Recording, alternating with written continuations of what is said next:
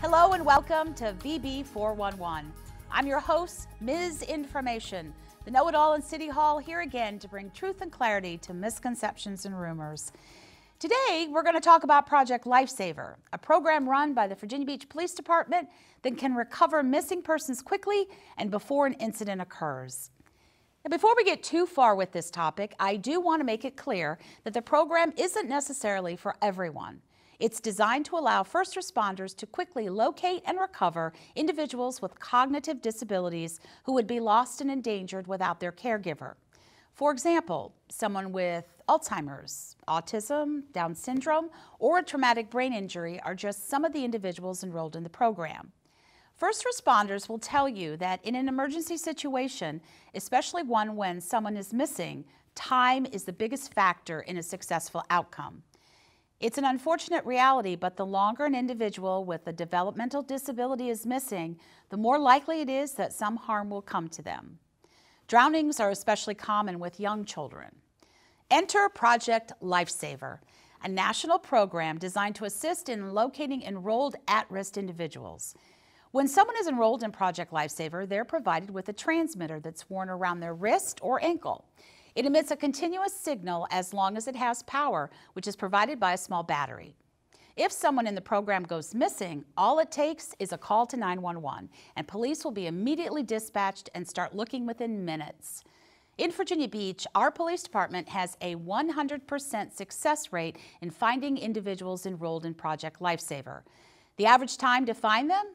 Just 30 minutes. Without Project Lifesaver, it can take up to 8 hours or more to locate someone. In a situation where minutes matter, 8 hours is an eternity. So you might be thinking, oh, this sounds expensive. How can anyone afford this? Well, good news is it's a low-cost program, just $5 per month. This small fee covers the cost of a year's supply of batteries that a city volunteer will come out and replace each month. Now, in the event cost is an issue, financial assistance is available for those who qualify. Now, it's important to keep a couple of things in mind about the program. First, if someone goes missing, they won't show up as a dot on a map when a call comes in. The equipment doesn't use GPS technology, but rather a directional antenna. This basically means that when the Virginia Beach Police Department is looking for someone, all they know is the direction the signal is coming from. The closer first responders are to the missing person, the stronger the signal will be. However, the effective range of the transmitter is about 1 mile, which is another reason why time is of the essence when reporting a missing person. The more time between the person going missing and a report being made means they can get farther from home. Now, one such case involved an elderly individual who made their way from the Lake Edward area to the ocean front. This person had a several-hour head start, complicating rescue efforts.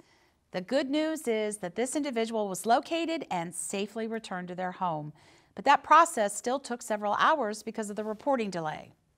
Second, all of the Hampton Roads cities are part of this program. So if an enrolled individual goes missing near the border of Virginia Beach and Chesapeake, first responders in both cities will be able to search for the same person.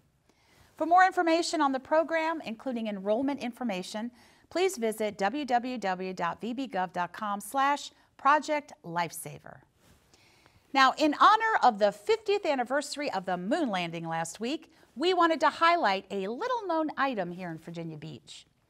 Did you know that the city has 2 artifacts that were flown to the moon and back? It's true. To be fair, our mementos weren't part of the landmark lunar landing that took place on July 20th, 1969. Rather, they were part of the Apollo 14 mission that took place from January 31st through February 9th, 1971. Alan Shepard, the Apollo 14 mission commander, called Virginia Beach home for a number of years. Though he wasn't a VB native, he spoke fondly of his time in our city and was recognized by his adopted hometown after becoming the first American in space in 1961. Remember the old dome? Well, the city renamed it to the Alan B. Shepard Civic Center in honor of his achievement. As a gift to his adopted hometown, he donated a mission patch and a small Virginia state flag that flew with him to the moon.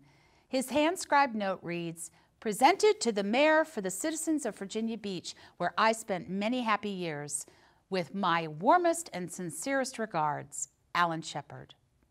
Now, unfortunately, this piece of history isn't available for public viewing like many of the items donated to the city throughout the years. However, we'll have some high-resolution images available on our website at www.vbgov.com/VB411 for anyone to view. And now, you're in the know. Thanks for joining us today. Do you have a question you'd like to see covered on the show? Well, send an email to Miz Info@vbgov.com and we'll get on it. See you soon.